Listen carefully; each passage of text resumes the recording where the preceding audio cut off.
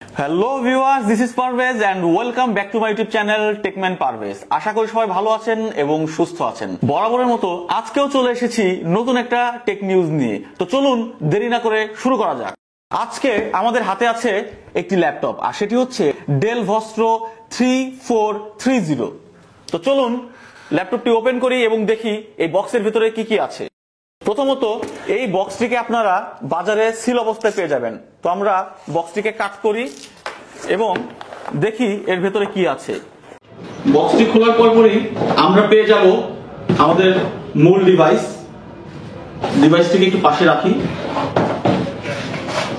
পাশাপাশি পেয়ে যাব একটি ইউজার ম্যানুয়াল গাইড এবং একটি সেফটি সিকিউরিটি রেগুলেটরি ডেসক্রিপশন, এটিকেও সাইডে রাখি। এবার পেয়ে যাব একটি অ্যাডাপ্টার, আর যার ওয়াট হচ্ছে 65 ওয়াটের একটি অ্যাডাপ্টার এবং এর পাওয়ার কেবল। এছাড়া ফুল বক্স এমটি। তো যাই হোক, বক্সটিকে সাইড করি। ল্যাপটপটাকে হাতে নেওয়ার পরই আমরা প্রথমেই দেখতে পারবো এর টপ কভারে গ্রে কালার ফিনিশের সাথে ম্যাট ফিনিশ দিয়ে একটি মডেল তৈরি করে এবং যার পেছনে গ্রে কালারের টেক্সচার দেওয়া এবং এর পেছনে ছিদ্র করা আছে যাতে করে খুব ইজিলি উইন্ড পাস করতে পারে এবং এর উইন্ড পাসের জন্য অপশন করে রাখা এর ফন্টে। এবং এই ল্যাপটপটিকে খোলার পরই আমরা যেটা প্রথমেই পাবো, এর স্পেসিফিকেশন নিয়ে যদি বলি, আমরা প্রথমে দেখতে পাবো এর ন্যারো বেজেল এবং এর হচ্ছে একটি ওয়েব ক্যামেরা আছে যেটা এর ঠিক উপরে অবস্থিত এবং এটি হচ্ছে একটি এইচডি ওয়েবক্যাম, অর্থাৎ 720 পিক্সেলের একটি ওয়েবক্যাম, যার সাথে রয়েছে একটি নন ব্যাকলিট স্ট্যান্ডার্ড একটি কিবোর্ড এবং এটি হচ্ছে টাচপ্যাড। এবং আমাদের হাতে এই রিভিউ ইউনিটটি হচ্ছে Core i3 প্রসেসর, অর্থাৎ 13 জেনারেশনের একটি Core i3 প্রসেসর, যার মধ্যে স্টোরেজ এবং র্যাম হিসেবে রয়েছে 8GB 512GB, অর্থাৎ 8GB র্যামের সাথে একটি 512GB SSD অপশন রয়েছে। এবার যদি এর পোর্ট এবং স্লটের কথা বলি, আমরা দেখতে পারবো এর এই পাশে রয়েছে একটি পাওয়ার কানেক্টর স্লট, একটি HDMI, একটি USB 3.2, একটি টাইপ সি এবং এই টাইপ সিতে আপনারা কিন্তু চাইলে পাওয়ার কানেক্ট করতে পারবেন। এবং অপোজিটে রয়েছে একটি লক স্লট, একটা 3.5 মিলিমিটারের অডিও জ্যাক স্লট, একটা RJ45, একটা USB 2.0 এবং SD কার্ডের একটি স্লট। সো ল্যাপটপটিকে আমরা যদি আবারও ওপেন করি, আমরা দেখতে পারবো এর ওভারঅল টাচ এন্ড ফিল কিন্তু যথেষ্ট পরিমাণ ভালো, অর্থাৎ একটি entry level business series laptop হিসেবে এর টাচ এন্ড ফিল কিন্তু যথেষ্ট পরিমাণ ভালো পেয়ে যাব আমরা। এর মধ্যে আপনারা বিল্ট ইন হিসেবে পেয়ে যাবেন ওয়াইফাই 5 এবং ব্লুটুথ 5.0। তবে আমার যেটা ভাষ্য সেটা হচ্ছে এখানে ওয়াইফাই 5 এর জায়গায় ওয়াইফাই 6 অথবা ওয়াইফাই 6E এবং ব্লুটুথ 5.3 দিলে ভালো হতো।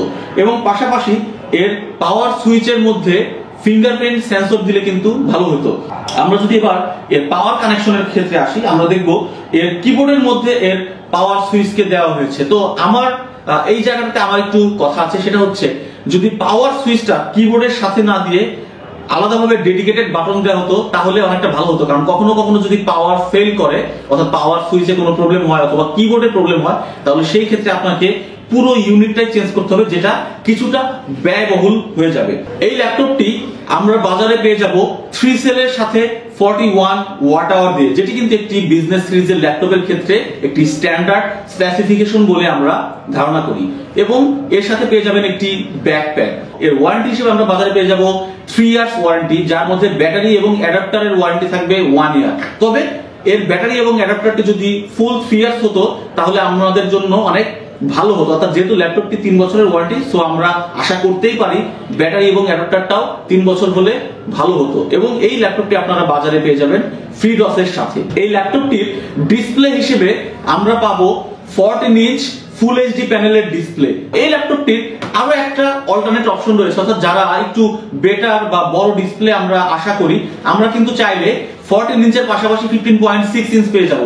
এবং 15.6 ইঞ্চ ল্যাপটপটা যদি আপনাদেরকে দেখাই, আমরা দেখতে পারবো এটা হচ্ছে এই ল্যাপটপটির 15.6 ইঞ্চের অপশন, যার মধ্যে আমরা একটি ফুল সাইজ কিবোর্ড পেয়ে যাবো, অর্থাৎ 14 ইঞ্চ এবং 15.6 ইঞ্চের সাথে জাস্ট হচ্ছে কিবোর্ডের এই যে নিউমেরিক কিগুলোর অপশনটাই আমরা বেশি পেয়ে যাব। তবে যেহেতু একটা বড় ইঞ্চি নিব, অতএব একটু ওয়েটও হেভি হবে। এবার যদি আমরা দুটো ল্যাপটপের ওয়েটকে একটু ক্যালকুলেশন করে আমরা দেখতে পারবো।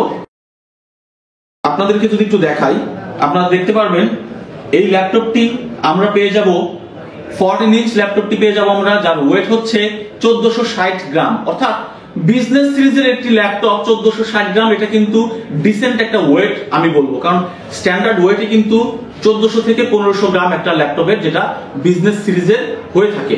এবার যদি 15.6 ইঞ্চটাকে আমি কি একটু ওয়েট করি, তো আমরা দেখতে পারবো 15.6 ইঞ্চের ওয়েট হচ্ছে 1643 গ্রাম। অর্থাৎ এর মধ্যে প্রায় 150 থেকে 200 গ্রামের একটা ওয়েটের ডিফারেন্স আছে। তো এইটাও আমি একটা ডিসেন্ট ওয়েট আমি বলবো।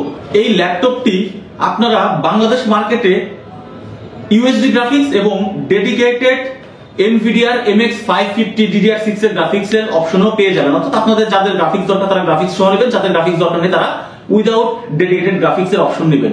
এবং এই ল্যাপটপটি আপনারা র্যাম হিসেবে সর্বোচ্চ 16 জিবি পর্যন্ত র্যাম এক্সপ্যান্ড করতে পারবেন এবং স্টোরেজ হিসেবে আপনারা 2 টেরাবাইট পর্যন্ত এসএসডি অ্যাড করতে পারবেন। যদিও এসএসডি এর জায়গাটা আমার অপশনটা ভালো লাগছে, বাট র্যামের জায়গাটাতে অ্যাট লিস্ট এই মুহূর্তে 40 জিবি অথবা 32 জিবির অপশন থাকা উচিত ছিল বলে আমি মনে করি। যেমন নরমালি অন্যান্য কম্পিটিশনের ক্ষেত্রে যদি আসি, তাদের এই মুহূর্তে র্যামের আপগ্রেডেশন 64 জিবি পর্যন্ত হয়ে থাকে। তো এই জায়গাটাতে আমার একটা ল্যাকিংস লাগছে বলে আমি মনে করি এবং আমি মনে করি যে এই জিনিসটা ইমপ্রুভমেন্ট আসা উচিত। তবে এই ল্যাপটপটি আমরা যদি বাজারে সবচেয়ে প্রচলন হিসেবে বলি, যেটা একটা কথা প্রচলন আছে, সেটা হচ্ছে ডেল ভস্ট্রকে ডেল থেকে যেটা বলা হয় সেটি হচ্ছে এটি one kind of bridge product, অর্থাৎ কনজিউমার স্টাইলের লুক এবং কমার্শিয়াল ফিল। অর্থাৎ এই ল্যাপটপটির মধ্যে আপনারা লুকিং এর ক্ষেত্রে একটা কনজিউমার ফিল পেয়ে যাবেন, আবার এর ইউজার এক্সপিরিয়েন্স হিসেবে আপনারা একটা কমার্শিয়াল ফিল পেয়ে যাবেন। এবং এই প্রোডাক্টটির প্রাইসও কিন্তু যথেষ্ট পরিমাণ ভালো। বাংলাদেশ মার্কেটে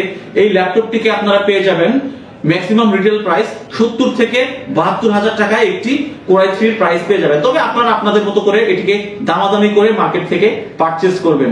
এবং এর Core i5 আপনারা বাংলাদেশ মার্কেটে 80 থেকে 85,000 এবং Core i7 কে 95 থেকে 1,15,000 টাকার ভিতরে বিভিন্ন স্পেসিফিকেশনে 8GB 512GB 8GB 1 terabyte SSD হিসেবে আপনারা পেয়ে যাবেন বাংলাদেশ মার্কেটে। তো যাই হোক, আজকের মতো এই ছিল আপনাদের কাছে রিভিউ।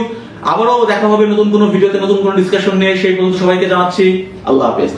তো আমার সাথে ক্যামেরাতে রয়েছেন রাজু এবং হিমেল, যারা ব্যাকগ্রাউন্ডে আমাকে হেল্প করছেন ওভারঅল প্রসেসটা কমপ্লিট করতে। তো যাই হোক, বাই।